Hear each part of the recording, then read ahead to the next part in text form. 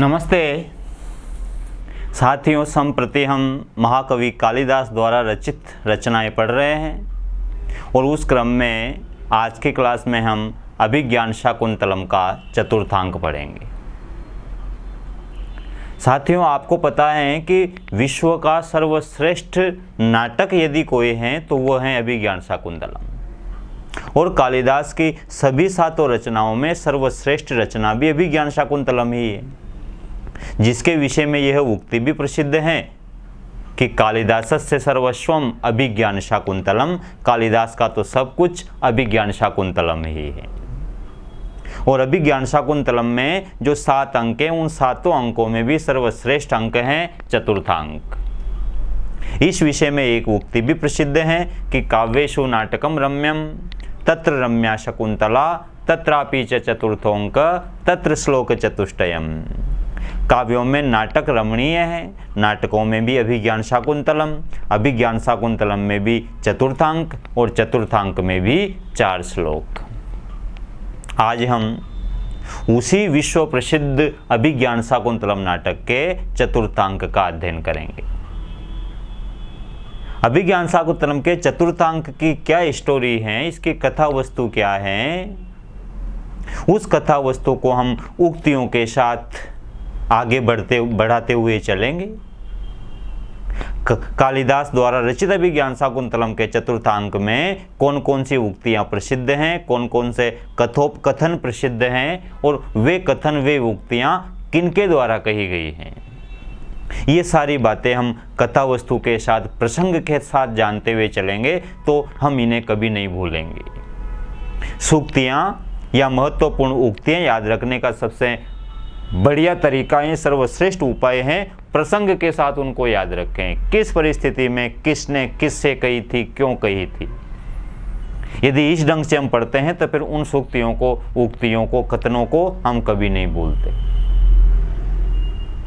इसी क्रम में हम पढ़ना प्रारंभ करते हैं, लेकिन पढ़ना प्रारंभ करने से पहले थोड़ा सा हम 2 मिनट चतुर्थांक की विषय वस्तु को शॉर्ट में समझ लेते हैं, सार रूप में समझ लेते हैं। अभिज्ञान शाकुंतलम के चतुर्थांक का जो प्रारंभ होता है वो एक विष्कंभक के साथ होता है। विष्कंभक क्या होता है? विष्कंभक एक नाट्य विधा है, एक अर्थोपक्षेपक है। 5 अर्थोपक्षेपक होते हैं, उनमें एक अर्थोपक्षेपक है विष्कंभक। विष्कंभक क्या होता है, अर्थोपक्षेपक क्या होते हैं, ये समझ लें कि वे कथा वस्तु का वह भाग जिसे मंच पर नहीं दिखाया जा सकता, या तो वह अति विस्तृत है या फिर लोकाचार की दृष्टि से उसे मंच पर दिखाना उचित नहीं है। जैसे किसी की मृत्यु हो रही है, किसी को शाप दिया जा रहा है, गांधर्व विवाह हो रहा है, युद्ध हो रहा है, ऐसे दृश्यों को मंच पर नहीं दिखाया जाता। तो फिर जिन दृश्यों को मंच पर नहीं दिखाया जाता उनकी केवल सूचना दी जाती है, उसे सूच्य कथा वस्तु कहते हैं, सूच्य इतिवृत्त कहते हैं। और उस सूच्य इतिवृत्त की सूचना जिस नाट्य विधा के माध्यम से दी जाती है वह नाट्य विधा अर्थोपक्षेपक कहलाती है। और 5 प्रकार के अर्थोपक्षेपकों में एक अर्थोपक्षेपक है विष्कंभक।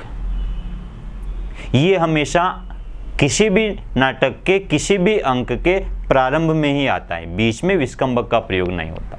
तो अभिज्ञान शाकुंतलम के चतुर्थांक के प्रारंभ में भी विष्कंभक आता है। विष्कंभक सूचना देता है। क्या सूचना देता है? वो दुर्वासा के शाप की सूचना देता है विष्कंभक। दुर्वासा को मंच पर शाप देते हुए अभिज्ञान शाकुंतलम में नहीं दिखाया गया, इसलिए दुर्वासा के शाप की सूचना अर्थोपक्षेपक के माध्यम से अर्थात विष्कंभक के माध्यम से श्रोताओं को, पाठकों को, दर्शकों को दी जा रही है।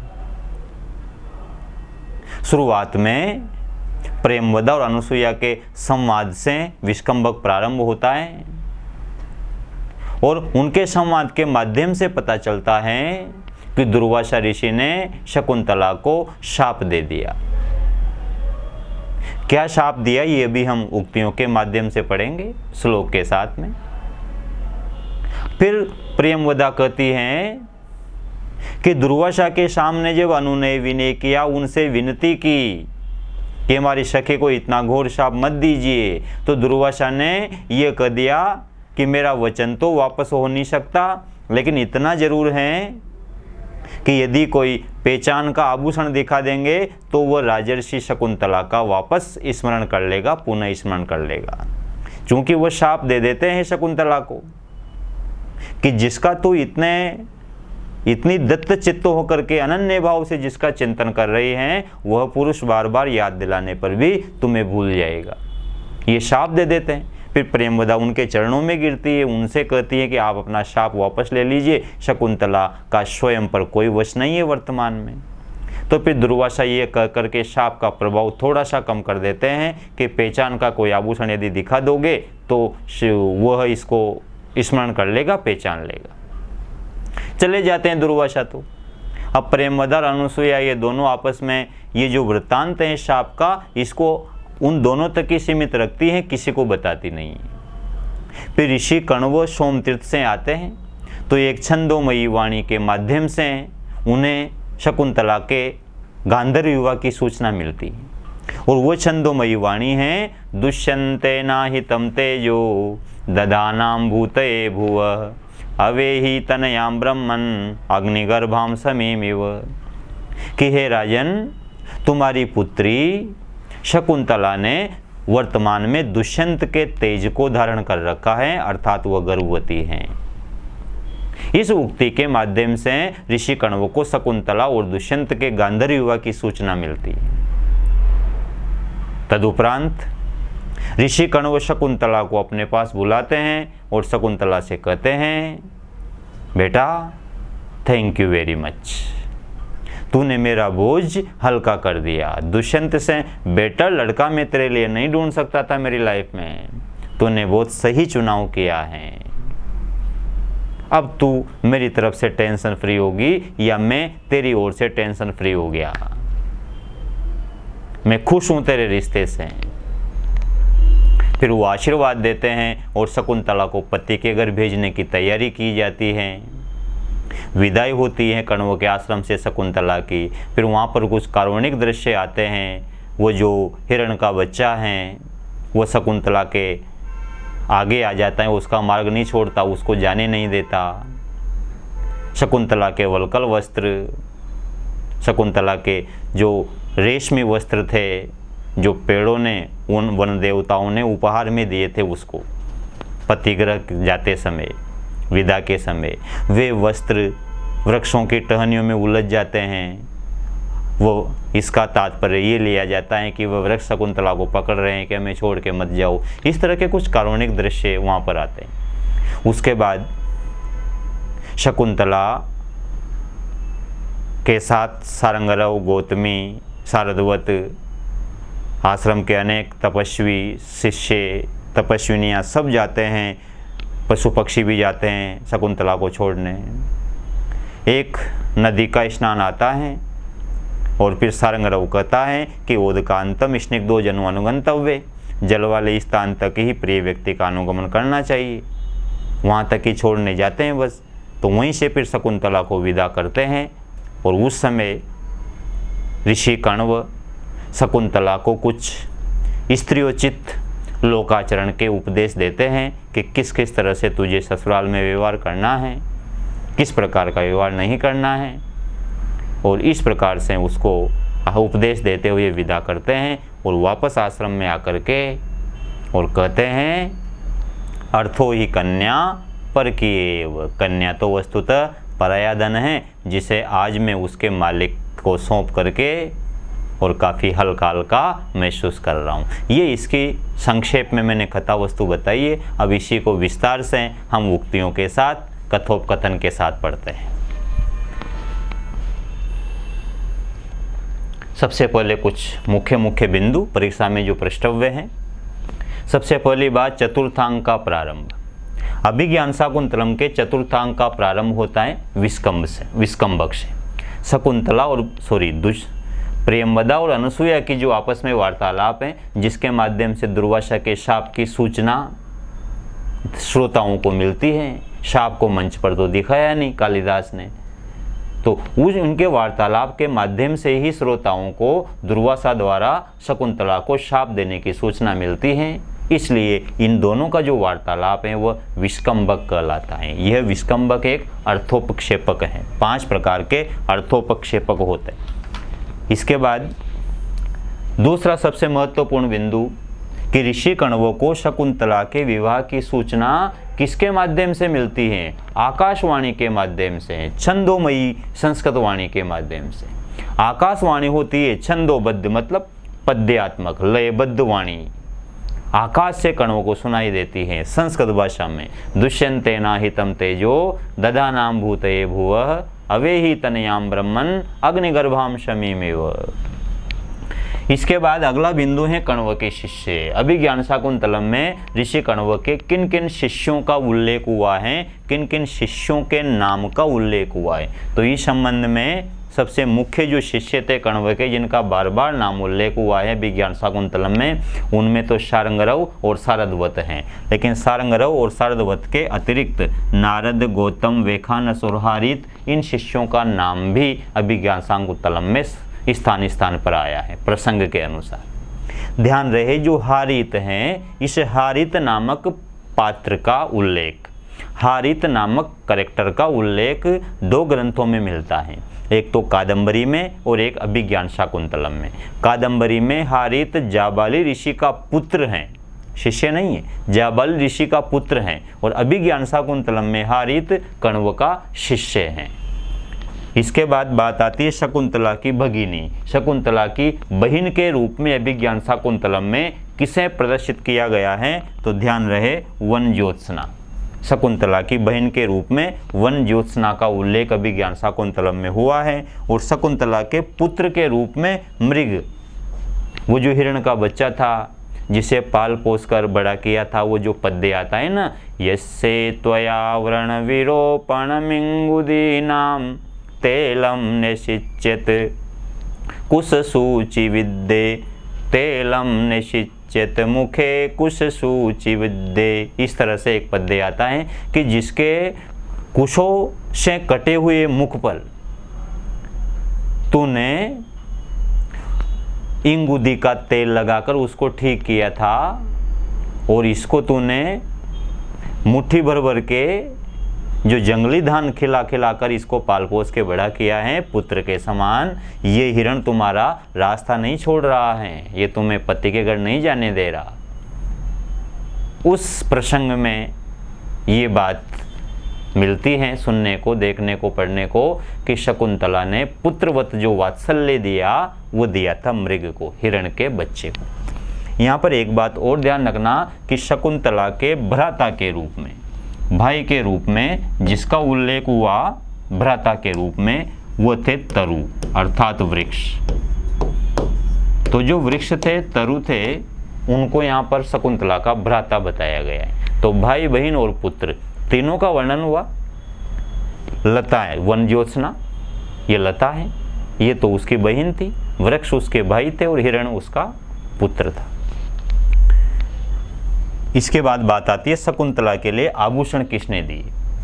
जब वो पति के घर जा रही थी तो रेशमी वस्त्र पहन के गई थी। किसने दे रेशमी वस्त्र? वहां जंगल में रेशमी वस्त्र कहां से आई?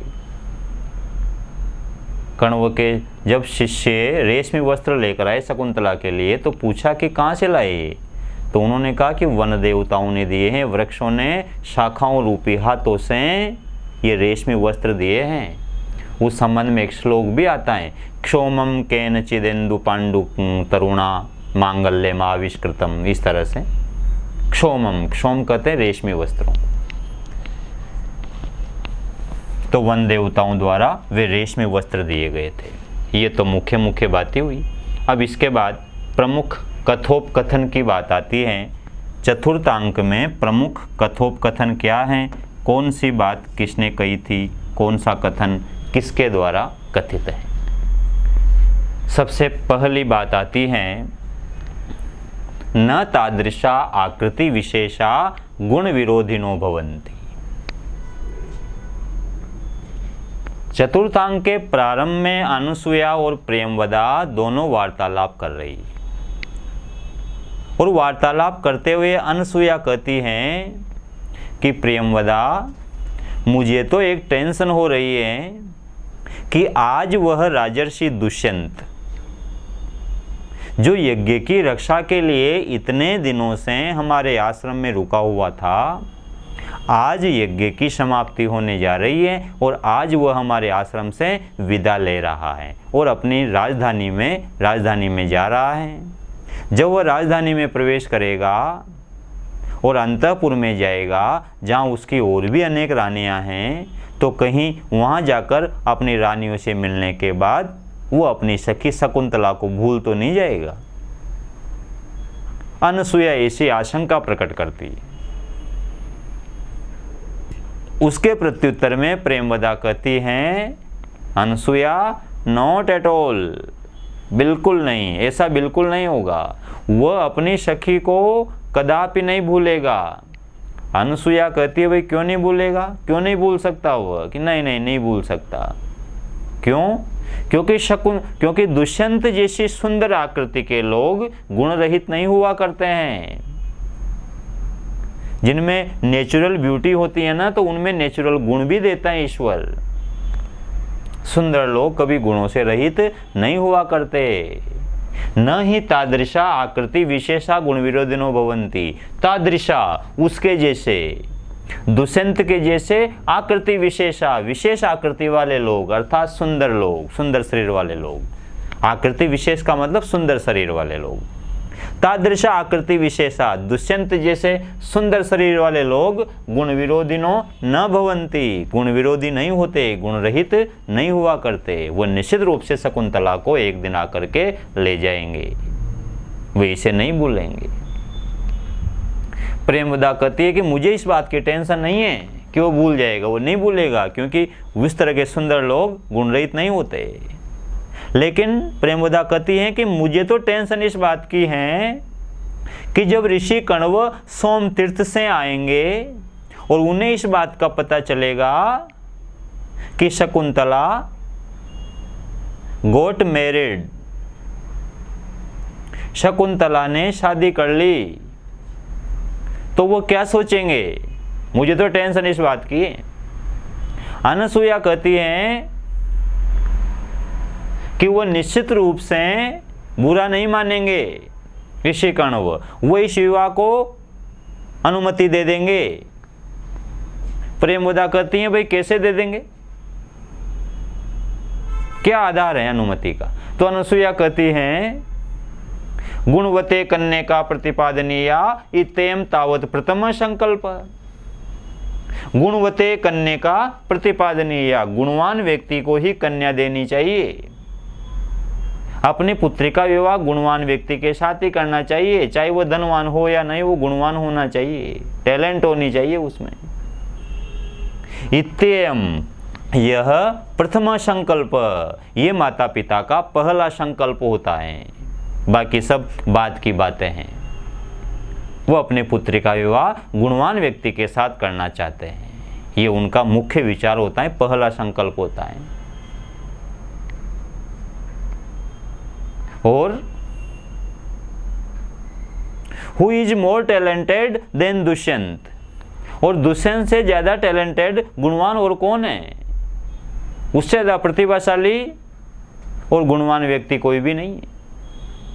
तो जब कण्व को पता चलेगा कि दुष्यंत के साथ गंधर्व विवाह किया है मेरी पुत्री ने, तो ऐसे गुणवान व्यक्ति को दामाद बनाते हुए कण्व को जरा भी संकोच नहीं होगा और वो निश्चित रूप से अपनी परमिशन दे देंगे। ये बात अनसुया कहती है प्रेमवदा से कि वो अनुमति दे देंगे, क्योंकि गुणवते कन्या का प्रतिपादन है, या गुणवान व्यक्ति को ही कन्या देनी चाहिए और दुष्यंत गुणवान है, नो डाउट। उसके बाद प्रेमवदा को एकदम से कुछ सुनाई देता है और प्रेमवदा अनसुया से कहती हैं, अरे प्रेम अनसुया, अनर्थ हो गया, अनर्थ हो गया, घोर हो गया। अनसुया कहती है कि क्या हो गया? प्रेमवदा कहती है कि हमारी सखी को कोई अतिथि आवाज दे रहा है, शायद कोई अतिथि आया है और कोई सुन नहीं रहा है। प्रेमवदा कहती हैं कि कोई अतिथि आया है। तो अनसुया कहती हैं कि कोई अतिथि आया है। प्रेमवदा अनसुया कहती है कि कोई अतिथि आया है, तो प्रेमवदा कहती है कि शकुंतला घर पर ही तो है, आश्रम में ही तो है, वो कर लेगी टैकल उसको। तो अनसुया कहती है कि शकुंतला आश्रम में तो है, लेकिन पुनः क्योंकि अद्य आज हृदयेन असन्निहिता, हृदय से नहीं है वो आश्रम में, हृदयेन असन्निहिता, वह हृदय से असन्निहिता, हृदय से आश्रम में नहीं है। हृदय तो उसका दुष्यंत के पास है, वो तो खो रही है दुष्यंत के विचारों में। वो आश्रम में है लेकिन हृदय से नहीं है, दिल से नहीं है, उसका दिल कहीं और है, चित्त कहीं और लगा हुआ है उसका। तो प्रेमवदा कहती हैं, अनसुया कहती हैं कि कोई अतिथि आया है शायद। प्रेमवदा कहती हैं कि शकुंतला वहीं तो हैं, कर लेगी अतिथि सत्कार। तो अनसुया कहती है कि हैं, लेकिन वो हृदय से आज आश्रम में नहीं है, विचार मग्न हैं, दत्तचित्त होकर दुष्यंत के बारे में सोच रही। इसके बाद आगे बढ़ते हैं।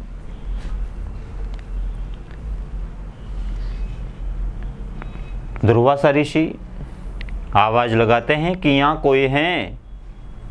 अब दुष्यंत शकुंतला वहां थी नहीं, शी वाज एब्सेंट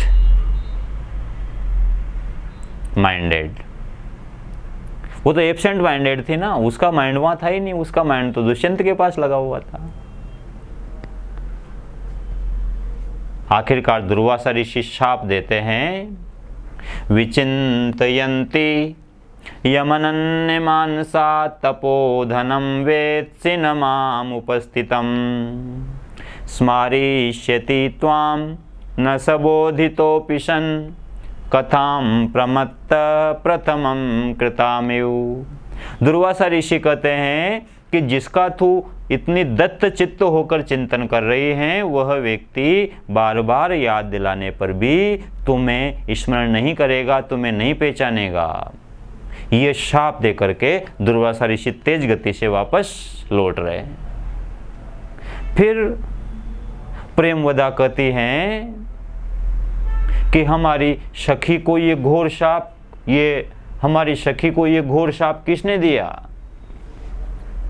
अनसुया कहती हैं कि कौन दे सकता है, ये तो दुर्वासा ऋषि हैं जो घोर शाप दे करके तेज गति से वापस लौटे जा रहे हैं। दुर्वासा ऋषि ने दिया है शाप। तो प्रेमवदा कहती हैं कि ऐसा शाप तो दुर्वासा ही दे सकते हैं। को अन्य हुतवाहाद दग्धुम प्रभवती, को अन्य हुतवाहाद दग्धुम प्रभवती, अग्नि के अलावा और कौन जला सकता है? प्रेमवदा कहती अनसुया से कि अग्नि के अलावा जलाने में और कौन समर्थ हैं? जिस प्रकार अग्नि के अलावा कोई और जला नहीं सकता, उसी प्रकार दुर्वासा के अलावा ऐसा घोर शाप और कोई नहीं दे सकता। तो इस कथन में प्रेमवदा ने हुतवह शब्द का प्रयोग दुर्वासा के लिए किया है। हुतवह का अर्थ वैसे अग्नि होता है। हुतवाहाद अन्य, अग्नि के अतिरिक्त, अन्य के योग में पंचमी विभक्ति आती, हुतवाहाद में पंचमी आई। अन्याराधित रक्त दिक्शब्दांच उत्तर पदा जाहि युक्त, जो कारक का सूत्र है उससे। हुतवाहाद अन्य, हुतवह के अतिरिक्त, अग्नि के अतिरिक्त, दग्धुम जलाने में, क प्रभवती कौन समर्थ हैं? भू धातु के पहले जब प्र उपसर्ग लगता है ना, तो उसके दो अर्थ निकलते हैं प्रभवती के, एक तो सामर्थ्य और एक प्रकट होना। जैसे गंगा हिमालयात प्रभवती, वहाँ पर प्रकट होना अर्थ है, और अग्नि के अलावा कौन जला सकता है, यहाँ पर सामर्थ्य अर्थ है। तो यहाँ हुतवह शब्द का प्रयोग दुर्वासा के लिए किया गया है, और ये प्रेमवदा की उक्ति है। तो जिस प्रकार जलाने में अग्नि ही समर्थ है, उसी प्रकार ऐसा घोर शाप देने में केवल दुर्वासा ही समर्थ है। इसके बाद अनसुया कहती हैं प्रेमवदा से कि जाओ दुर्वासा ऋषि को मनाओ, उनके चरणों में गिरो, उनसे अनुनय विनय करो, प्रार्थना करो, ताकि वो इस शाप को वापस ले ले और बेचारी निरपराध शकुंतला का अनिष्ट होने से बच जाए। प्रेमवदा कहती हैं वापस आकर के कि मैंने खूब अनुनय विनय किया, उनके पैरों में गिरी, खूब प्रार्थना की। अनसुया ने पूछा कि फिर शाप वापस लिया क्या? तो प्रेमवदा कहती हैं कि वो तो प्रकृति से ही वक्र हैं, वह प्रकृति स्वभाव से ही टेढ़े हैं, वो किसकी बात मानते हैं? मैंने खूब प्रार्थना की, अनुनय विनय किया, लेकिन उन्होंने मेरी बात नहीं मानी सकी। प्रकृति वक्रः स कस्य अनुनयम प्रतिगृह्णाति। स वह दुर्वासा ऋषि तो प्रकृति वक्रः, स्वभाव से ही टेढ़े हैं, प्रकृति से ही वक्र हैं, प्रकृति से ही टेढ़े। वे दुर्वासा ऋषि कस्य अनुनयम, किसकी प्रार्थना को प्रतिग्रहणाति, स्वीकार करते हैं। उपसर्ग के संबंध में ध्यान रखना, ग्रह धातु के पहले जब प्रति उपसर्ग लग जाता है तो उसका अर्थ फिर ग्रहण करना नहीं रह जाता, स्वीकार करना हो जाता है। तो प्रकृति से ही टेढ़े, स्वभाव से ही टेढ़े वे दुर्वासा ऋषि किसकी प्रार्थना स्वीकार करते हैं, इसलिए उन्होंने मेरी प्रार्थना भी स्वीकार नहीं की। हाँ, बस इतना जरूर कहा दुर्वासा ऋषि ने कि कोई पहचान का आभूषण यदि दिखा दोगे तो वह पुनः शकुंतला को पहचान लेगा। बाकी मेरा जो शाप है वो तो अब वापस हो नहीं सकता, मुंह से एक बार जो वचन निकल गया उसका तो वापस आना संभव नहीं है। प्रेमवदा कहते हैं कि दुर्वासा ऋषि ने यह कहा कि न मे वचनम अन्यथा भवितुम अर्हति, मैं वचनम, मेरा वचन जो मैंने शाप दे दिया वो वचन तो अन्यथा भवितुम न अर्हति, वो तो नहीं बदल सकता। अब शाप तो दे दिया जो दे दिया। लेकिन अभिज्ञान आभरण दर्शनम, अभिज्ञान मतलब पहचान का, अभिज्ञान आभरण कोई पहचान का आभूषण, आभरण कहते हैं आभूषण को, अभिज्ञान मतलब पहचान, पहचान का आभूषण दर्शनेन दिखा दोगे तो शापो निवर्तिष्यत, तो इस शाप का प्रभाव समाप्त हो जाएगा, यह शाप निवृत्त हो जाएगा। ऐसा कहा दुर्वासा ने। ये दुर्वासा ने जो कही वो बात प्रेमवदा ने अनसुया को कह दी। अब अनसुया कहती हैं कि प्रेमवदा, अब ये जो बात है दुर्वासा ऋषि के शाप की, ये बात हमें किसको बतानी चाहिए? कण्वाएंगे तो डायरेक्ट उनको बताएं, या पहले शकुंतला को बताएं, या गौतमी को बताएं, किसको बताएं ये बात? हम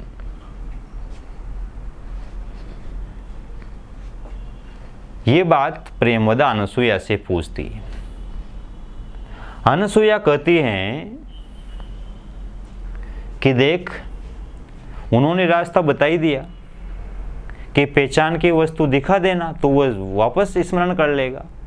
तो जब शकुंतला पति के घर जाएगी उस समय हम शकुंतला से कह देंगे कि तेरे पास जो दुष्यंत का अंगूठी है, जो वह रिंग पहना के गया था, जो रिंग सेरेमनी तुम दोनों की हुई थी लता मंडप में, वो जो रिंग तुम्हें देके गया, अंगुलीयक देके गया, अंगूठी देके गया, मुद्रिका देके गया, अगर वो राजर्षि तुम्हें पहचानने से मना कर दे तो ये अंगूठी दिखा देना। ये बात हम शकुंतला से उस समय कह देंगे जब वह ससुराल जाएगी। अभी इस बात को फैलाने से कोई मतलब नहीं है,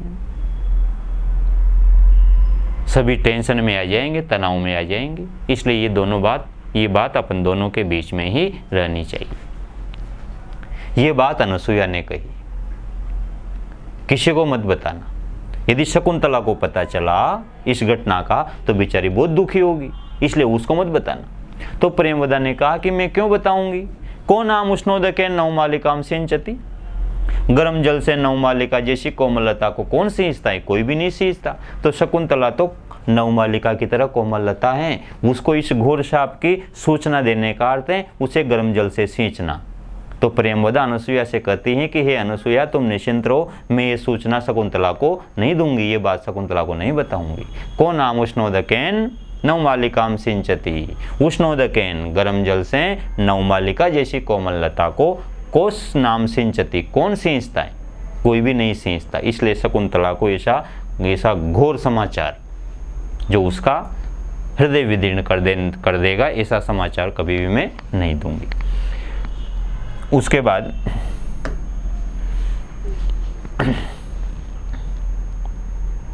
ऋषि कण्व के शिष्य मंच पर प्रवेश करते हैं। अब अभी तक का जो वृत्तांत था ना 8वें सूक्ति तक का, ये विष्कंभक है, क्योंकि इसमें दुर्वासा के शाप संबंधी सूचना श्रोताओं को मिली। अब अभी तक मंच पर कोई नहीं आया, केवल शकुंतला अनसुया आपस में बातें कर रही है। दुर्वासा के शाप की सूचना उनकी बातों के माध्यम से मिली है। दुर्वासा मंच पर नहीं आए, दुर्वासा को मंच पर नहीं दिखाया गया। अर्थोपक्षेपक था, विष्कंभक था। ये विष्कंभक यहाँ आकर पूर्ण हो जाता है। अब मंच पर ऋषि कण्व का एक शिष्य प्रवेश करता है और वह शिष्य एक पद्य का गान करता है, एक श्लोक बोलता है। वो शिष्य कहता है कि अंतर्हिते शशि निषेव कुमुद्वती में दृष्टिम ननंदयति संस्मरणीय शोभा इष्ट प्रवास जनितान्यबला जनस्य दुखानि नूनमति मात्र सुदुस्सहानि। वह कहता है कि अंतर्हिते शशिनी अंतर्हिते, जब शशि अर्थात चंद्रमा, अंतर्हिते जब चंद्रमा अस्ताचल को चला गया, जब चंद्रमा अस्त हो गया, तो चंद्रमा के अस्त हो जाने पर सेव कुमुदवती, जो कुमुदिनी चंद्रमा के आकाश में चमकते समय खिली हुई थी, अब वही कुमुदिनी मेरी आंखों को आनंदित नहीं कर रही है। उसकी सुंदरता मतलब वह कुमला गई। वो कुमुदिनी वास्तव में जिस प्रकार चंद्रमा के वियोग में वो कुमुदिनी कुमला गई, उसी तरह स्त्रियों के लिए अपने प्रियतम से अलग रहना वास्तव में बहुत असह्य होता है। एक तरह से भूमिका के रूप में आगे जो कथा वस्तु दिखाई जाने, आगे आने वाली घटना का एक संकेत यहाँ पर दिया जा रहा है कि शकुंतला अब अपने प्रियतम से अलग हो गई। दुष्यंत चला गया तो शकुंतला के लिए भी ये समय काटना बड़ा दुभर हो रहा होगा। तो इष्ट प्रवास जनितान्यबला जनस्य दुखानि नूनमति मात्र सुदुस्सहानि। इष्ट प्रवास जनितानि, इष्ट अर्थात प्रियतम, अपने प्रियतम के प्रवास से उत्पन्न, प्रवास मतलब दूर चला जाना, वियोग, अपने प्रियतम के वियोग से उत्पन्न दुखानि, दुख, अपने प्रियतम के वियोग से उत्पन्न दुख। इष्ट प्रवास जनितानि, प्रियतम के वियोग से उत्पन्न दुखानि, दुख। अबला जनस्य, अबलाओं के लिए, स्त्रियों के लिए, नूनम निश्चित ही, अतिमात्र सुदुस्सहानि, अत्यधिक असह्य होते हैं, अत्यधिक असहनीय होते हैं। उसके बाद वो शिष्य तो ये कहकर चला जाता है। अब उसके बाद मंच पर अनसुया आती है। अनसुया कहती है कि आज तो कोई भी काम करने में मन नहीं लग रहा, शरीर ही साथ नहीं दे रहा। अब तो बस एक ही इच्छा है कि कामदेव की इच्छा पूर्ण हो जाए। कामो इदानीम सकामो भवतु, कामदेव की इच्छा पूर्ण हो। इदानीम अब तो, कामो कामदेव, सकामो भवतु, सकाम यानी इच्छा पूर्ण हो जाना। अब तो कामदेव की इच्छा पूर्ण हो जाए, अर्थात शकुंतला का दुष्यंत से मिलन हो जाए। तो दुष्यंत और शकुंतला के मिलन के लिए अनसुया कहती हैं काम इदानीम सकामो भवतु, अब कामदेव की इच्छा पूर्ण हो जानी चाहिए, शकुंतला का दुष्यंत से मिलन हो जाना चाहिए। अर्थात ये पति घर चली जाए, हस्तिनापुर चली जाए। उसके बाद प्रेमवदा आती है मंच पर, और प्रेमवदा आकर अनुसुईया से कहती है कि सखी शकुंतला के विदाई की तैयारी करो, पुष्प इकट्ठे करो, पूजा की सामग्री लाओ, शकुंतला के विदाई की तैयारी करो। अनुसुईया पूछती है कि ये कैसे संभव हुआ, शकुंतला की विवाह की सूचना कैसे मिली, उसकी कण्व ने उसकी अनुमति कैसे दी, तुझे कैसे पता चला, ये कैसे संभव हुआ। तो प्रेमवदा कहती हैं कि मैं शकुंतला के से कोई बात कहने के लिए किसी काम से मैं आश्रम में गई थी, वहाँ देखा तो शकुंतला को ऋषि कण्व ने गले लगा रखा है और ऋषि कण्व शकुंतला से कह रहे हैं कि दिष्ट्या सौभाग्य से धूमाकुलित दृष्टेरपि यजमानस्य पावक एवाहुति पतिता। वह करे थे शकुंतला से कि दिष्ट्या सौभाग्य से धूमाकुलित दृष्टे अपि, दृष्टि धुएं से व्याकुल होने पर भी, दृष्टि धुएं से बाधित होने पर भी यजमान की आहुति पावक एवं अग्नि में ही पतिता गिरी। अब जब यजमान आहुति दे रहा है यज्ञ वेदी के समीप बैठ करके और यज्ञ वेदी से धुआं उठ रहा है, वो धुआं यजमान की आंखों में आ रहा है तो आंखें बंद हो गई, दिख नहीं रहा कुछ भी।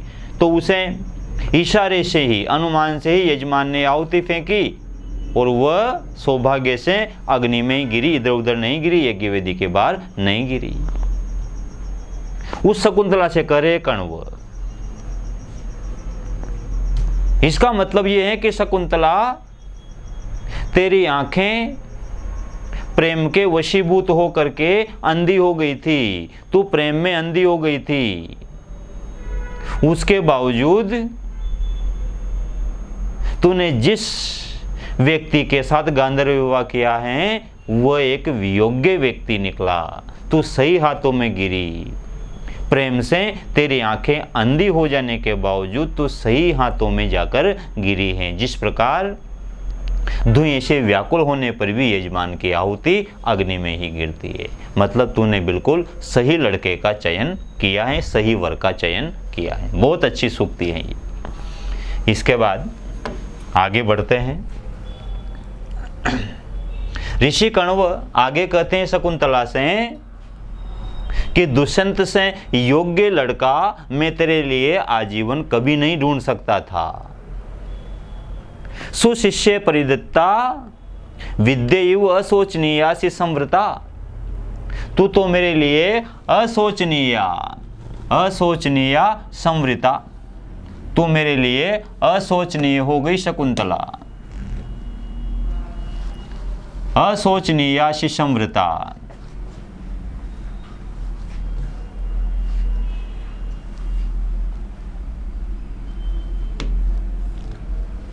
अशोचनीय संवृता अशी, अशोचनीय हो गई। अब मुझे तेरी ओर से कोई टेंशन नहीं है, तेरे मामले में मैं टेंशन फ्री हो गया।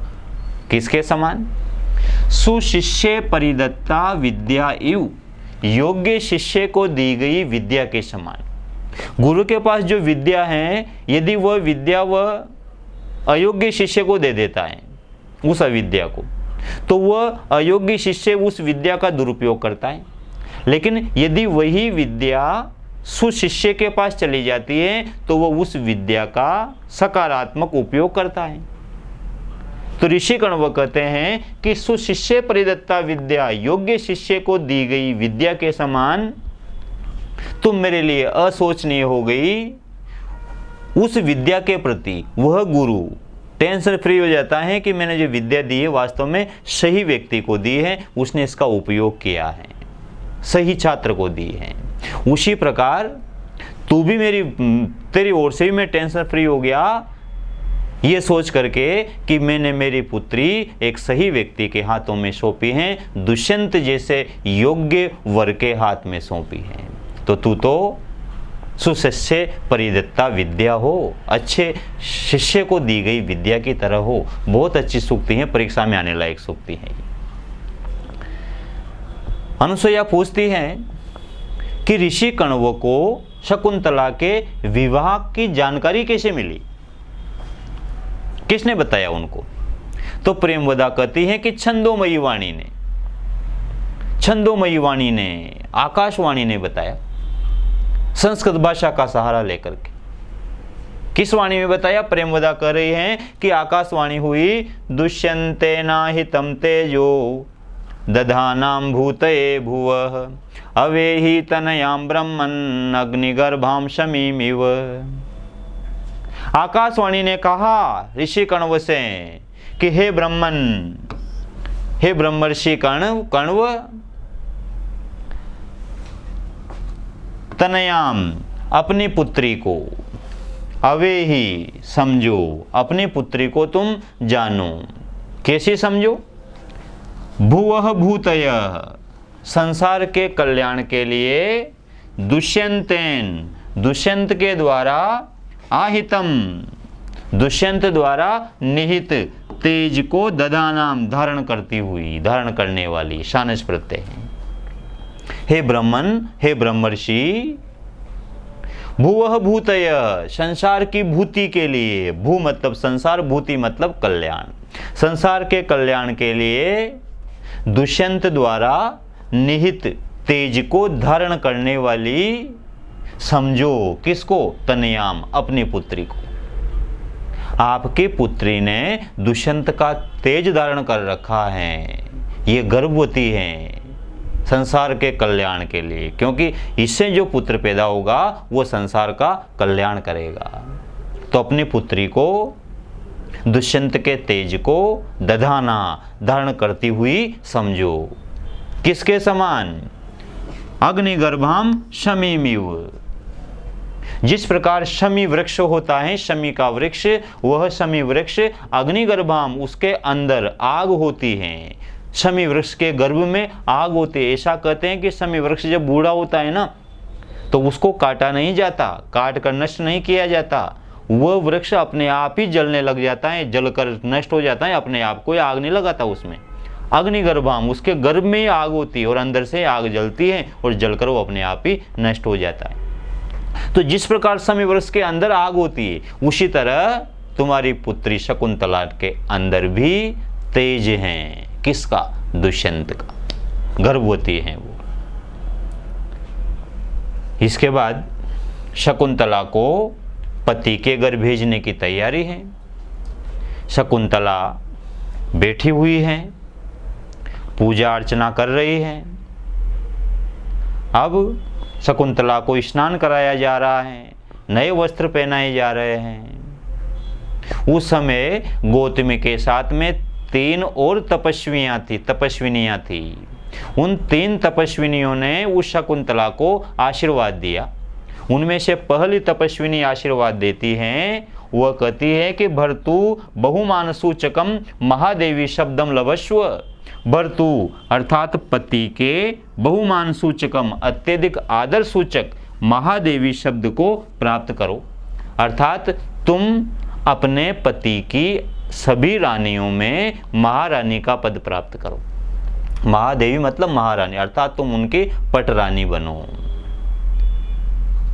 कोई राजा जिसे महादेवी कहता है, महारानी कहता है, इसका मतलब है कि सभी रानियों में वह उसको सबसे ज़्यादा प्राथमिकता देता है, सबसे ज़्यादा आदर दे रहा है, सबसे ज़्यादा सम्मान दे रहा है। तो तुम भी भर्तु पति की बहुमान सूचकम अत्यधिक आदर सूचक महारानी इस पद को प्राप्त करो, इस शब्द को प्राप्त करो। ये पहली तपस्विनी वर देती।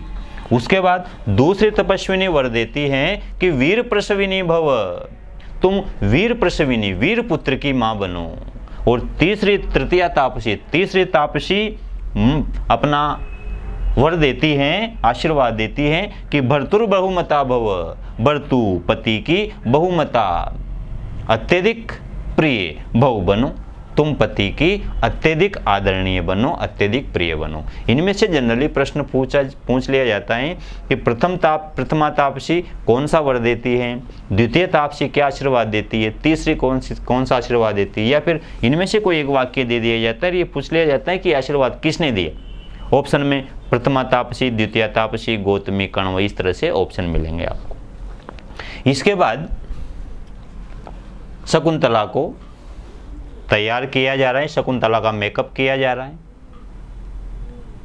उसके बालों में फूल लगाए जा रहे हैं, लताओं से फूल तोड़ के लाए गए थे वे लगाए जा रहे हैं।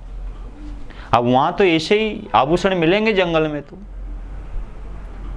उन आभूषणों को देख करके प्रेमवदा कहती हैं कि शकुंतला इतनी सुंदर हैं कि ये जो आश्रम में जो आश्रम सुलभ जो आभूषण है ना, फूल वगैरह, इनसे तो मेकअप करके शकुंतला की ब्यूटी को और खराब किया जा रहा है। प्रेमवदा कहती हैं कि आभरणोचितम रूपम। शकुंतला का जो रूप है ना, ये तो आभरण उचित है, आभरण के योग्य है। आभरण मतलब आभूषण, आभरणोचितम, आभूषणों के योग्य। इसको हार पहनाओ, कंगन पहनाओ,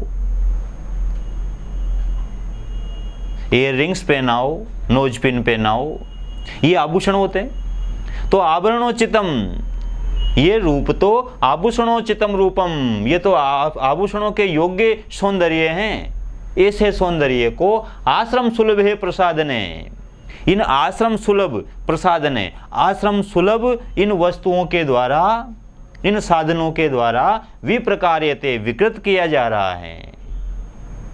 इनसे तो इसके सौंदर्य और बिगड़ रहा है। ये तो आभूषण पहनने के योग्य हैं।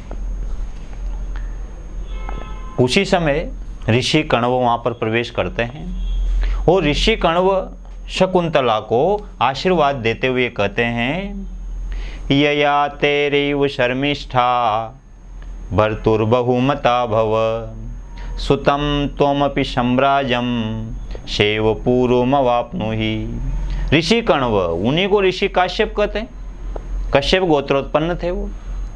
तो ऋषि काश्यप या ऋषि कण्व शकुंतला को आशीर्वाद देते हुए कहते हैं कि हे शकुंतला, तुम भर्तुः बहुमता भव, भर्तु अर्थात पति की बहुमता प्रिय बनो, तुम पति की अत्यधिक प्रिय बनो, पति के लिए अत्यधिक आदरणीय बनो, पति का सम्मान पाओ। किसके समान?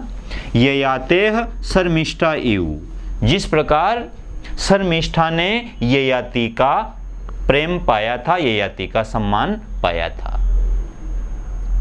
और तुम भी सायु, उसके समान, अर्थात उस शर्मिष्ठा के समान। ययाति की पत्नी थी शर्मिष्ठा, तो जितना प्यार ययाति शर्मिष्ठा से करते थे उतना ही प्यार तुम भी पति का पाओ, ये आशीर्वाद दिया। और सायु, उसके समान, शर्मिष्ठा के समान तुम भी, पुरुमियु, पुरु के समान, सम्राज्यम सुतम, चक्रवर्ती पुत्र को, तुम अपि, तुम भी, सायु, शर्मिष्ठा के समान, सा पुरुमियु, जिस प्रकार उस शर्मिष्ठा ने पुरु नामक पुत्र को, कैसे पुत्र को? सम्राज्यम, चक्रवर्ती पुत्र को प्राप्त किया था, उसी तरह तुम अपि, तुम भी, पुरुम एव, पुरु के समान, सुतम, चक्रवर्ती पुत्र को अवाप्नु ही प्राप्त करो। वस्तुतः एक ययाति के संबंध में अंतः कथा है कि ययाति की दो रानियां थी, एक तो देवयानी और एक शर्मिष्ठा। तो मुख्य रानी देवयानी थी और शर्मिष्ठा उस देवयानी की सेविका थी। लेकिन वो शर्मिष्ठा ययाति को ज्यादा प्रिय थी, तो उस ययाति ने शर्मिष्ठा से गांधारी विवाह कर लिया और फिर तदुपरांत शर्मिष्ठा के पुरु नामक पुत्र उत्पन्न हुआ। तो देवयानी के जो पिता थे उन्होंने ययाति ऋषि को शाप दे दिया, वृद्धत्व का शाप दे दिया कि तुम बूढ़े हो जाओगे, तुम्हें नया नया विवाह करने का शौक है ना, तो जल्दी बूढ़े हो जाओगे, अब कैसे विवाह करोगे? वो वृद्ध हो गया। तो उसका जो पुत्र था पुरु, उस पुरु ने पिताजी का वृद्धत्व अपने ऊपर ले लिया और पिता को वापस युवा बना दिया। उस पुरु के इस प्रकार के त्याग के कारण पुरु बड़ा प्रसिद्ध हो गया और वही फिर पुरु वंश का संस्थापक बना और चक्रवर्ती सम्राट कहलाया। तो ऋषि कण्व भी आशीर्वाद दे रहे शकुंतला को कि जिस प्रकार ययाति शर्मिष्ठा को बहुत प्रेम करते थे, उसी तरह तुम भी भर्तु, पति की बहुमता भव, अत्यधिक प्रिय बनो। और जिस प्रकार सा, उस शर्मिष्ठा ने पुरुम एव, पुरु को जन्म दिया था, उसी प्रकार तुम भी सम्राज्यम सुतम, चक्रवर्ती सम्राट को अवाप्नु ही प्राप्त करो, चक्रवर्ती पुत्र को प्राप्त करो। ये आशीर्वाद देते हैं ऋषि कण्व शकुंतला को। तो गौतमी भी वही थी। गौतमी कहती है, हे भगवान, वरह खलु एष न आशी न आशी, यह आशीर्वाद ही नहीं है महाराज। हे भगवान, ये तो खलु एष वर, निसंदेह ये तो साक्षात वरदान है। ये मात्र आशीर्वाद नहीं है जो आपने शकुंतला को दिया है, ये तो साक्षात वरदान है। उसके बाद शकुंतला को पति के घर भेजने की तैयारी होती है। ऋषि कण्व कहते हैं उस तपोवन के वृक्षों से कि आज शकुंतला पति के घर जा रही है, आप इसको आशीर्वाद दो। इस संबंध में एक श्लोक आता है, ये देखो आप 27वां श्लोक है। ऋषि कण्व तपोवन के वृक्षों से कहते हैं पातुम न प्रथमं व्यवस्यति जलम युष्मा स्वपीतेषु वा नादते प्रियमण्डनापि भवतां स्नेहेन या पल्लवं नादते प्रियमण्डनापि भवतां स्नेहेन या पल्लवम् आद्देवः कुसुम प्रसूति समये यस्याभवत्युत्सव शेयं याति शकुन्तला पतिगृहं सर्वैरनुज्ञायताम्। इसका अर्थ यह है कि जो शकुंतला आपको पानी पिलाए बिना पहले पानी नहीं पीती थी, हे वृक्षों, जिसको आभूषण प्रिय होने पर भी जो तुम्हारा एक पत्ता भी नहीं तोड़ती थी, तुम्हारे जब सबसे पहले फूल खिलते थे वसंत ऋतु में तो वो उत्सव मनाती थी, वह शकुंतला आज पति के घर जा रही है। सर्वे अनुज्ञायताम, आप सब उसको जाने की अनुमति दो, आज्ञा दो। फिर ऋषि कण्व कहते हैं कि वृक्षों से आज्ञा मिल गई। एक श्लोक बोलते हैं फिर वह अनुमति गमना शकुंतला तरुभिरियं वनवास बंधुभि परभृत विरुतम कलम यथा प्रतिवचने कृत में भिरीदृशम। अनुमत गमना शकुंतला, शकुंतला को गमन की अनुमति मिल गई तरुभी, इन वृक्षों द्वारा। किसके माध्यम से? परभृत विरुतम कलम यथा, इन वृक्षों पर परभृत बैठी हुई हैं, कोयल बैठी हुई हैं और उसने उसकी वो कूक गई तो वृक्षों ने उस कोयल के माध्यम से अपनी स्वीकृति दे दी। इसी कुछ वहाँ पर मार्मिक प्रसंग आते हैं। उसके बाद ऋषि कण्व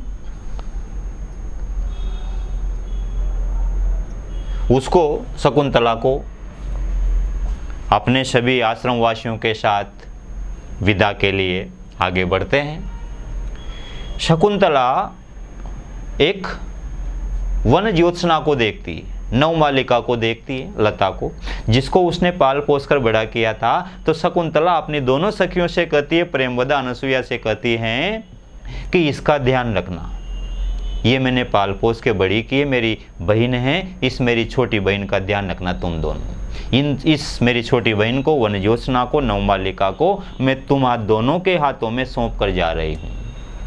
तो अनसुईया कहती हैं कि इसको तो हमारे हाथ में सौंप दिया, लेकिन फिर हमें किसके हाथों में सौंपोगी? हम किसके सहारे जीवित रहेंगे? तुम्हारे बिना हम कैसे रहेंगे? अयम जन कस्य हस्ते समर्पित, इस व्यक्ति को किसके हाथों में सौंप के जा रही हो? इस व्यक्ति को मतलब मुझे, हम दोनों को किसके हाथों में सौंप के जा रही हो तुम? दोनों सखियां कहती हैं इस बात को, इसको तो हमारे हाथों में सौंप दिया तूने, हम दोनों को किसके हाथों में सौंप के जा रही हो?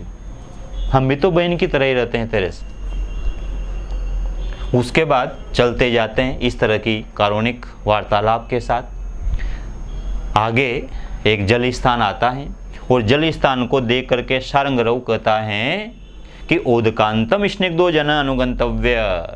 स्निग्धो जन, प्रिय व्यक्ति को ओदकांतम, किसी जल वाले स्थान तक अनुगंतव्य, अनुगमन करना चाहिए। प्रिय व्यक्ति का अनुकरण कहाँ तक करना चाहिए? किसी जल वाले स्थान तक। कोई भी अपना स्निग्ध व्यक्ति है, प्रिय व्यक्ति मिलने आता है तो उसे छोड़ने जाना चाहिए। जाते ही कहाँ तक जाना चाहिए? ओदकांत, उदक मतलब जल, जल वाले स्थान तक उसका पीछे पीछे चलना चाहिए, उसके साथ चलना चाहिए, उसका अनुगमन करना चाहिए।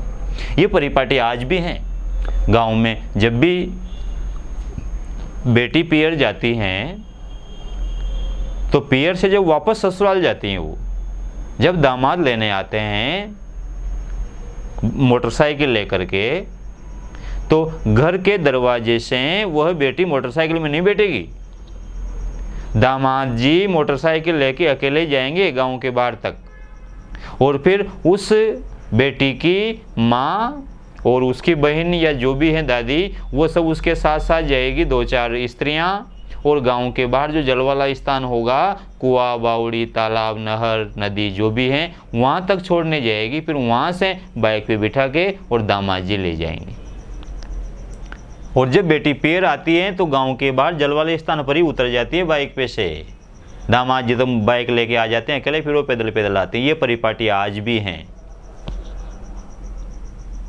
लेकिन अब क्या है, थोड़ी सी आधुनिकता आ गई, इसलिए अब तो जैसे ही कुंवर साहब लेने आते हैं, दामाद जी लेने आते हैं, घर के बाहर ही गाड़ी स्टार्ट करते हैं, और वो जो बेटी हैं वो भी मम्मी पापा के सामने ही घर के बाहर ही उस गाड़ी पे सीट पे बैठ जाती है। आधुनिकता आ गई, और उसमें उसकी गलती भी नहीं है, क्योंकि जल वाले स्थान तक तो छोड़ने जाते हैं ना। अब आजकल तो घर के बाहर ही नल लगा रहता है, हर घर में ही नल है ना, तो वो रहा नल लग रहा, वो जल वाला स्थान आ गया, वहीं छोड़ के चली जाती है। तो उदकांतम स्निग्धो जन अनुगंतव्ये, सारंगरऊ कहता है कि जल वाला स्थान आ गया, यहीं तक शकुंतला का अनुगमन करना चाहिए, अब हम इसको लेकर के चल जाएंगे। सारंगरऊ, शारदवत और गौतमी 3 ही साथ गए थे उसके, शकुंतला के हस्तिनापुर तक, बाकी तो वापस चल गए थे। तो सारंगरऊ ने कहा कि अब हम चले जाएंगे, अब आप लोग वापस जाओ, आप कहाँ तक साथ चलोगे, विश्राम करो आप लोग। ये कहता है सारंगरऊ, उदकांतम स्निग्धो जन अनुगंतव्ये। अब उसी समय क्या होता है कि शकुंतला एक चक्रवाक युगल को देखती है, क्रौंच युगल को देखती है, और चकवा कहीं झाड़ी की ओट में छिप जाता है, और चकवी उसके वियोग में विलाप कर रही है। तो शकुंतला अनसुईया से कहती है कि देखो इसके वियोग में ये कितना विलाप कर रही है, और इसकी जो दशा हो रही है वही दशा मेरी भी है, मैं भी प्रियतम के वियोग में ऐसे ही तड़प रही हूँ। तो अनसुईया कहती है उससे कि गुरुवपि विरह दुखम आशा बंध सहायति, आशा का बंधन बड़े से बड़े दुख को भी सहन करवा देता है। आशा है कि तुम्हें तुम्हारे पति शीघ्र ही मिलने वाले हैं, इसीलिए तुम उस बड़े वियोग के दुख को भी सहन कर पा रहे हो। गुरुवपि विरह दुखम आशा बंध सहायति, हे शकुंतला, आशा बंध, आशा का बंधन, विरह दुखम, विरह के दुख को, विरह का कितना बड़ा दुख, गुरुवपि, बड़ा विशाल दुख भी, गुरु नपुंसकलिंग एकवचन है, मधु की तरह, गुरु अपि, क्योंकि दुखम का विशेषण है वो, दुखम नपुंसकलिंग एकवचन है, तो गुरु भी नपुंसकलिंग एकवचन आ गया, इसलिए वहां विसर्ग नहीं आएगा, गुरु अपि, फिर यण संधि हो जाएगी। आशा का बंधन बड़े से बड़े विरह के दुख को भी सहायति, सहन करवा देता है, सहायति निजंत प्रयोग है, सहन करवा देता है। इसलिए ये चकवी भी आशा के बंधन में ही दुख, वियोग के दुख को सहन कर रही है, और तुम भी आशा के बंधन में, मिलन की आशा है, इसी आशा के बंधन में, इसी आशा के वशीभूत होकर के, इसी के सहायता से तुम इस कष्ट को सहन कर रही हो। इसके बाद ऋषि कण्व शकुंतला को जब पति के घर भेजते हैं तो सारंगरऊ और शारदवत से कहते हैं वो उस जल वाले स्थान के पास कि हमारी तरफ से दुष्यंत को एक मैसेज दे देना। क्या मैसेज देना है? ऋषि कण्व कह रहे हैं कि हमारी ओर से ये कह देना राजा दुष्यंत से कि अस्मान अस्मान साधु विचिन्त्य संयम धनान उच्चे कुलम चात्मना, त्वस्याः प्रथमा त्वस्याः कथमपि अबान्धवकृतां स्नेह प्रवृत्तिं च तां सामान्य प्रतिपत्तिपूर्वकमियं दारेषु दृश्या त्वया भाग्यायत्तमतः परं न खलु तत् वाच्यम वधू बंधुभी। उस राजा से कहना कि हे राजन, असमान संयम धनान साधु विचिंते, हम जैसे संयम रूपी धन वाले तपस्वियों का विचार करके और उच्च कुलम चात्मन, और अपने उच्च कुल का विचार करके, और त्वस्याः यह इसके साथ में तूने जो अबांधव कृताम स्नेह प्रवृत्तिम चताम, बिना बंधुजनों की उपस्थिति में जो स्नेह का बंधन तूने इस शकुंतला के साथ बांधा है, उस पर विचार करके इस शकुंतला को दारेशु अपनी स्त्रियों में सामान्य प्रतिपूर्वकमियम, इसको उनके समान स्थान देना, भाग्यायतमतः परम, इससे अधिक तो फिर भाग्य के अधीन है।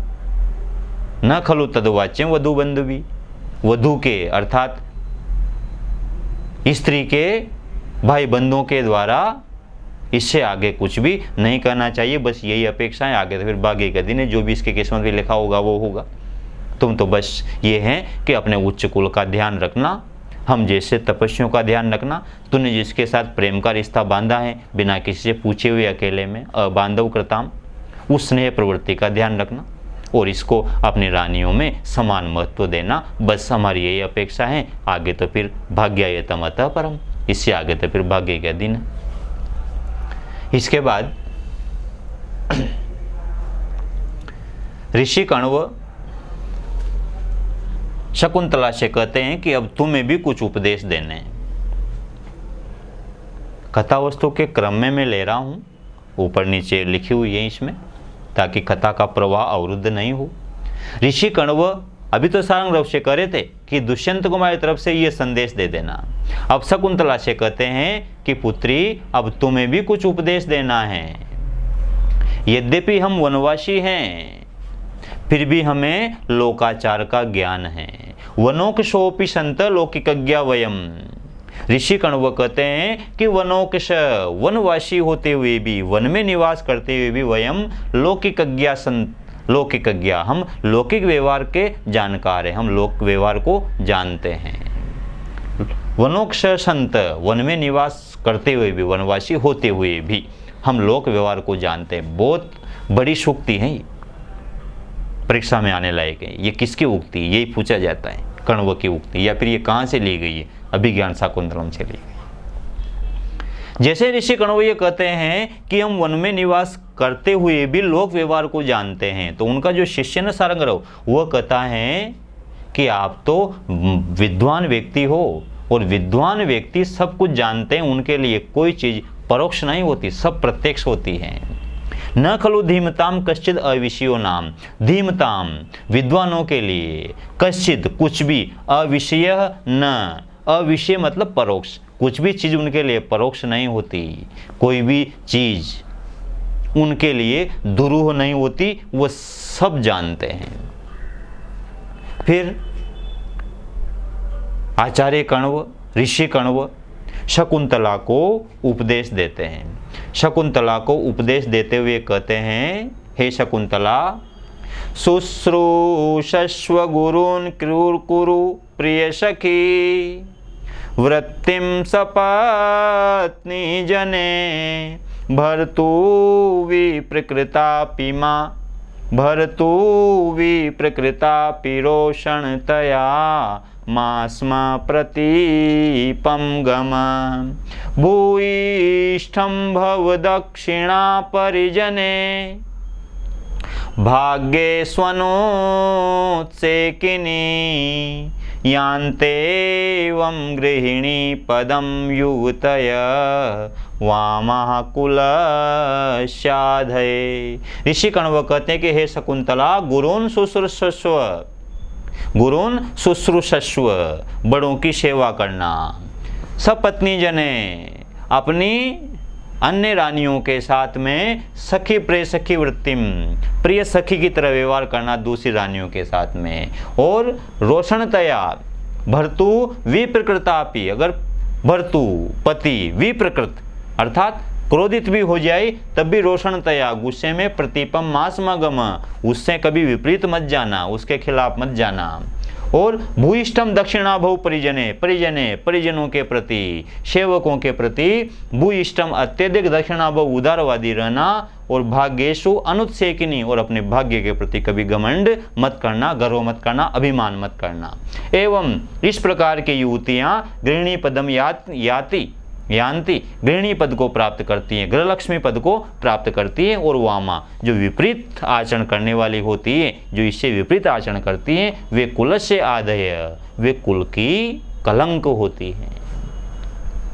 और आगे कहते हैं, जब शकुंतला कहते ऋषि कण्व से ये संदेश सुन करके, ये सलाह सुन करके कि पिताजी आपके बिना मैं कैसे रह पाऊंगी, कितना कष्ट होगा मुझे, इस कष्ट, आपसे बिछुड़ने का कष्ट जो मुझे होगा, इससे मुझे कैसे छुटकारा मिलेगा, कैसे जी पाऊंगी। तो ऋषि कण्व कहते हैं, अभिजनवतो भर्तु श्लाघ्ये स्थिता गृहिणी पदे विभव गुरुभि कृत्यस्तस्य प्रतीक्षणम् आकुला तनेम चिरात् प्राचीवार्कम प्रसूये च पावनम मम विरहजाम न त्वं वत्से शुचम गणिष्यसि। ऋषि कण्व कहते हैं कि अभिजनवतो भर्तु, कुलीन पति के श्लाघ्य गृहिणी पदे स्थिता, प्रशंसनीय गृहलक्ष्मी के पद को प्राप्त करके, और तस्य उस पति के विभव गुरु भी कृत्य, विभव गुरु भी प्रसिद्ध और महनीय कार्यों से प्रतिक्षण आकुला, प्रत्येक क्षण तू व्यस्त रह करके, और प्राची अर्कम एव, जिस प्रकार पूर्व दिशा अर्क अर्थात सूर्य को जन्म देती है, उसी प्रकार तुम भी पावनम तनयम प्रसूये, पवित्र पुत्र को जन्म दोगी। और मम विरहजाम शुचम, और मेरे विरह से उत्पन्न शुच अर्थात कष्ट को हे पुत्री तुम न गणिष्यसि, तुम कभी भी स्मरण नहीं करोगी, भूल जाओगी। पुत्र को जन्म दोगी, अपने पति के कार्य में व्यस्त हो जाओगी, पुत्र में व्यस्त हो जाओगी, और मेरे दुख को धीरे धीरे भूल जाओगी। फिर शकुंतला कहती हैं कि पिताजी, मैं अब इस पवित्र तपोवन में कब आऊंगी, कब मिलन होगा, कब देख पाऊंगी इस पवित्र तपोवन को मैं। तो ऋषि कण्व कहते हैं, भूत्वा चिराय चतुरंत महिष पत्नी दोष्यन्ति मां प्रतिरथम तनयम निवेश्य भर्त्रा तदर्पित कुटुंब भरेण शार्दम शांते करिष्यसि पदम पुनराश्रमेस्मिन्। ऋषि कण्व कहते हैं कि बेटी तो निश्चित रूप से आएगी, हम निश्चित रूप से मिलेंगे। कब आएगी तेरे को बता देता हूं कि चिराए लंबे समय तक चतुरंत महिष पत्नी, चारों दिशाओं तक फैले हुए साम्राज्य की सपत्नी भूत्वा बन करके, अर्थात चक्रवर्ती सम्राट जो तुम्हारा पति है दुष्यंत, तू उसकी पत्नी होकर के महारानी का पद प्राप्त करके चतुरंत महिष पत्नी, चतुरंत चारों दिशाओं तक फैली हुई मही पृथ्वी की सपत्नी अर्थात स्वतन बनोगी। दुष्यंत की एक पत्नी तो चारों दिशाओं का साम्राज्य और दूसरी तू, इतने बड़े साम्राज्य वाली पति की पत्नी बनकर के अर्थात महारानी बनकर के, और दोष्यंतिम अप्रतिरथम, जिसका कोई प्रतिरथ नहीं है, जिसका कोई शत्रु नहीं है, ऐसे शत्रु रहित दोष्यंतिम, दोष्यंती मतलब दुष्यंत का पुत्र, तो ऐसे तनयम निवेश, ऐसे दुष्यंत के पुत्र को जन्म दे करके, और तदर्पित कुटुंब भरेण, और उस पुत्र पर, भरत या शत्रु सर्वदमन जो पुत्र था उस पर कुटुंब भरेण अर्पित, कुटुंब का भार सौंप करके, भर्त्रा सार्धम पति के साथ, दुष्यंत के साथ तुम पुनः फिर से अस्मिन शांते आश्रम में, इस शांत आश्रम में पदम करिष्यसि, निवास करोगी। तो जब तुम पुत्र को जन्म दोगी, पहले तो तुम चारों दिशाओं तक फैले हुए राज्य की साम्राज्ञी बनोगी, महारानी बनोगी। फिर सर्वदमन या भरत नामक पुत्र को जन्म दोगी और फिर उस पुत्र पर कुटुंब का भार सौंप करके वानप्रस्थ आश्रम में तुम पति के साथ वापस इसी आश्रम में आकर मेरे साथ निवास करोगी। ये आशा का बंधन, पुनर्मिलन की एक आशा ऋषिगणों ने शकुंतला को दी है, शकुंतला को इस आशा से बांधा है। अब उसके बाद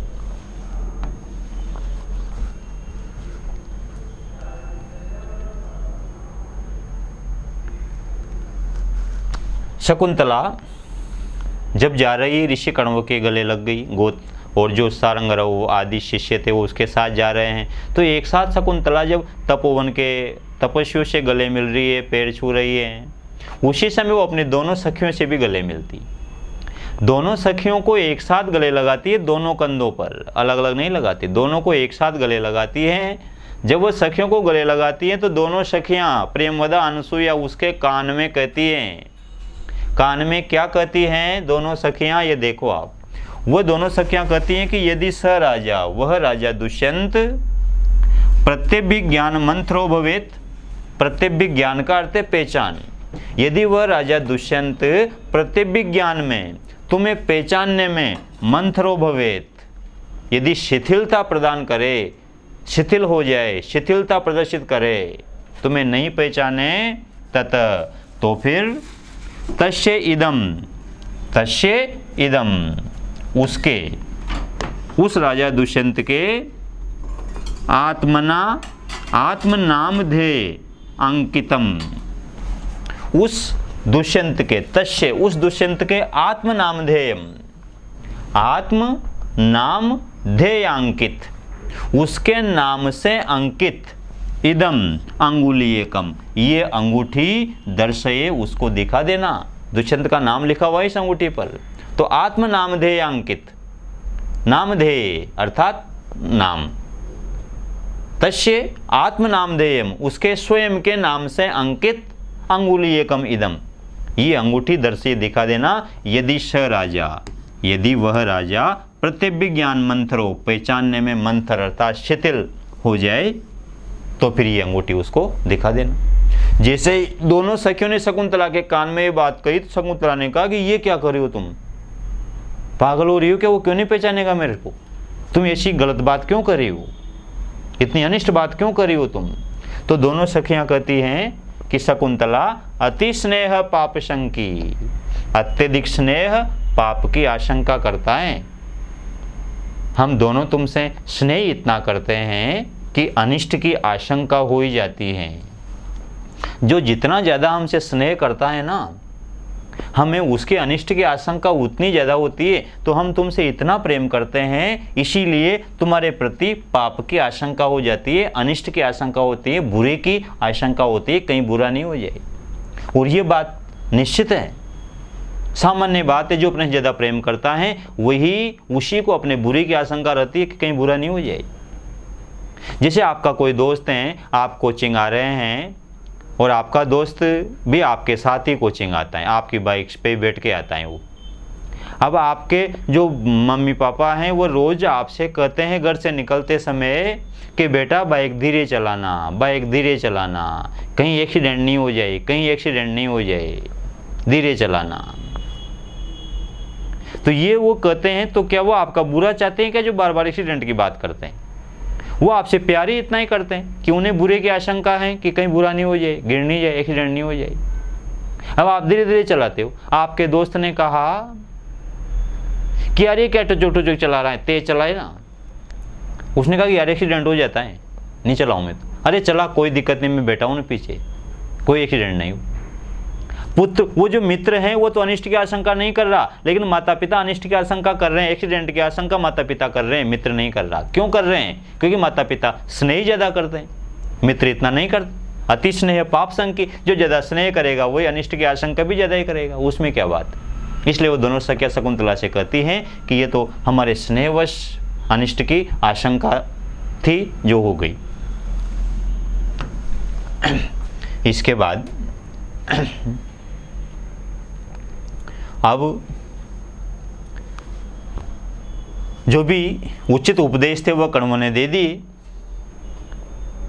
सारे आश्रमवासी रो रहे हैं। ऋषि कण्व ने उपदेश दे दिया कि ऐसा ऐसा आचरण तुम्हें करना है। सबसे गले मिल ली।